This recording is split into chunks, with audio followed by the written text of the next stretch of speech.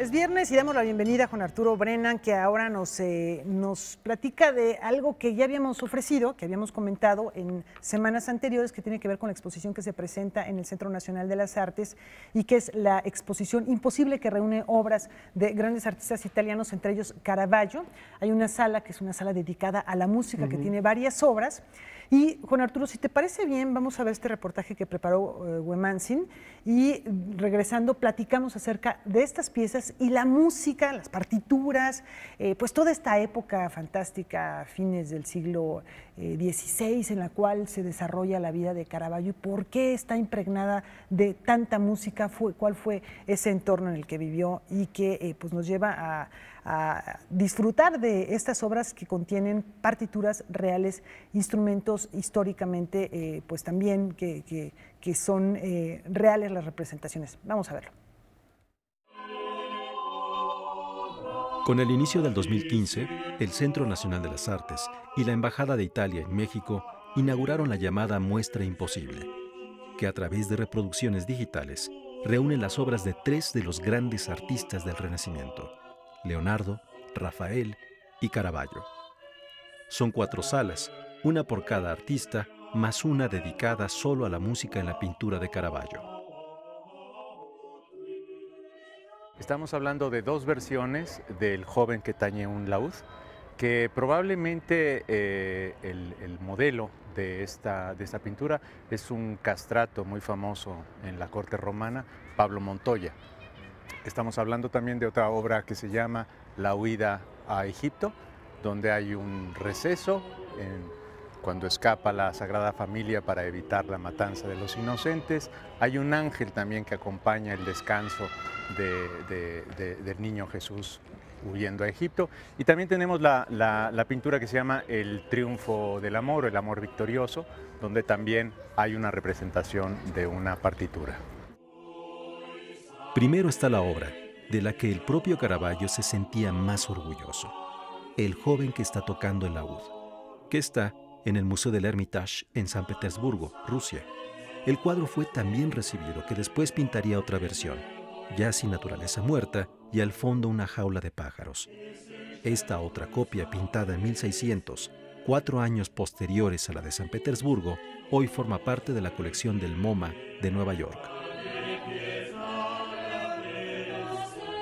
Las 2 versiones del joven que está tocando el laúd y El amor victorioso. En ellas, las partituras incluyen textos de madrigales. El madrigal es una forma musical eminentemente erótica, en la que se habla del amor y del desamor, del desencuentro, de los amantes, etc.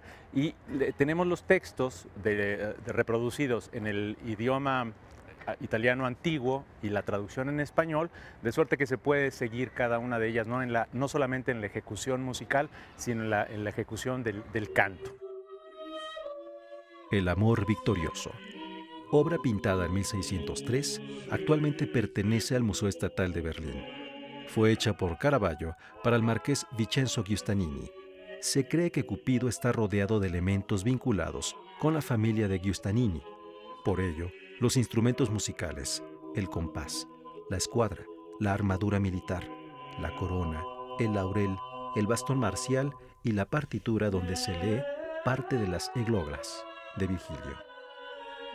El descanso en la huida a Egipto, de 1597, pertenece a la Galería Doria Pamphili de Roma y se alcanza a leer una alabanza a la Virgen.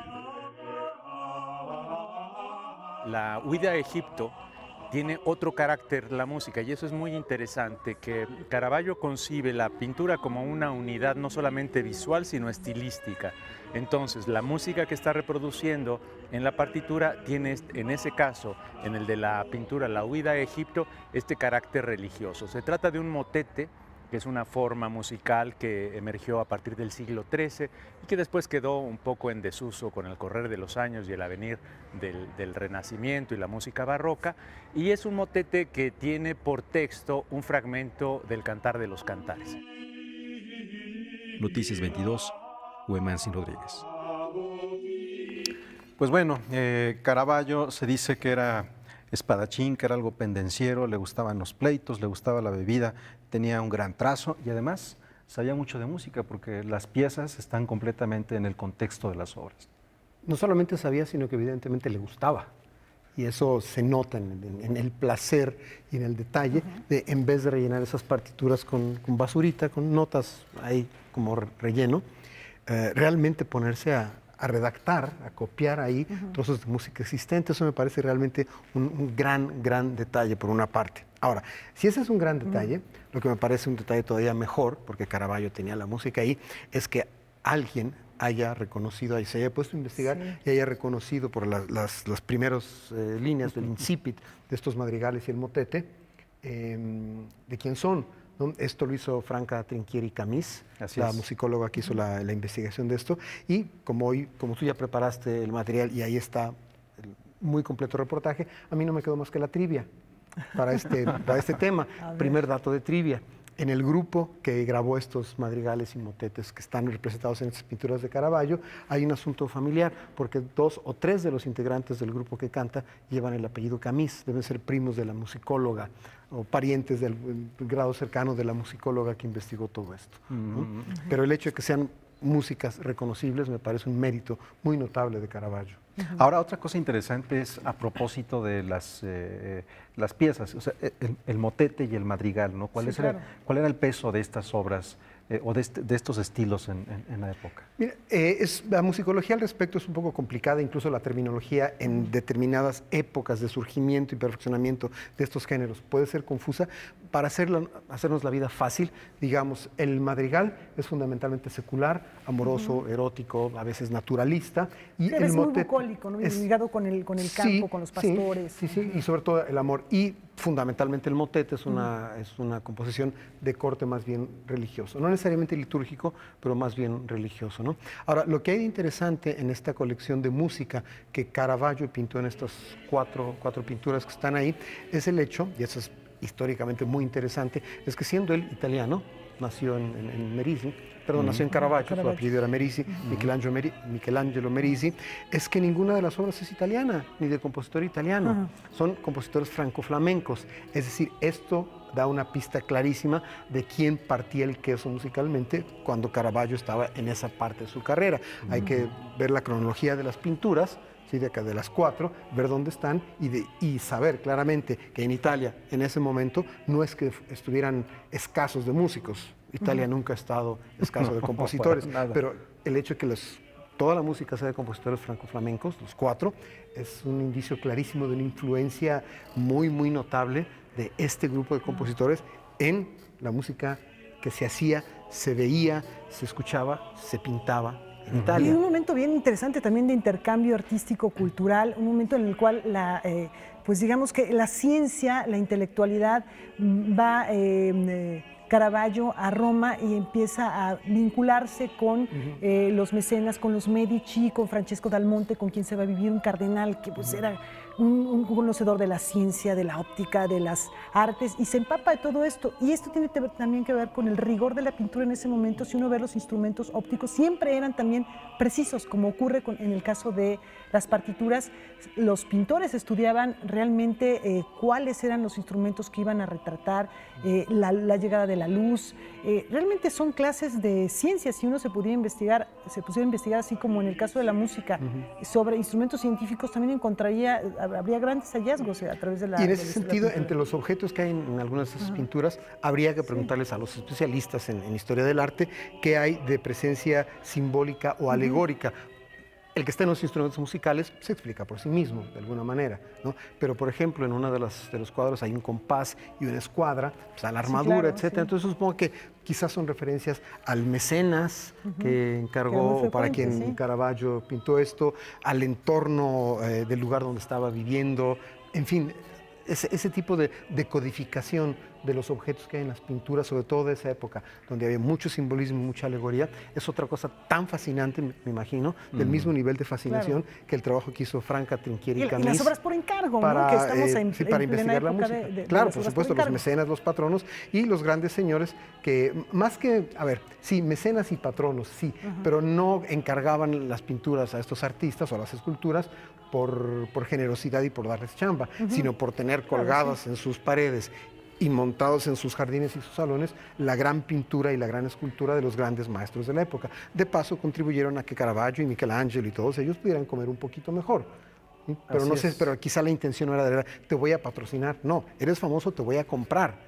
Tampoco te voy a maltratar, pero también esa parte social, del rol social, del artista frente al mecenas y del noble frente al artista también da para un estudio. Y de los religiosos también, porque en este caso, por los ejemplo, mecenas también hay cardenales y obispos y arzobispos y papas. Está el Papa Sixto V, que bueno, pues era pues ha sido uno de los papas que más ha impulsado las artes y el desarrollo de la investigación científica. Que no siempre se da desde las cúpulas del poder. No siempre se da, porque en general estamos, es decir, la estadística nos dice que los poderosos no suelen ser cultos. Exactamente. Eso es un dato bastante curioso. Sí, por eso. Y además muy difundido hoy, aquí y ayer y allá y en todas partes. ¿no?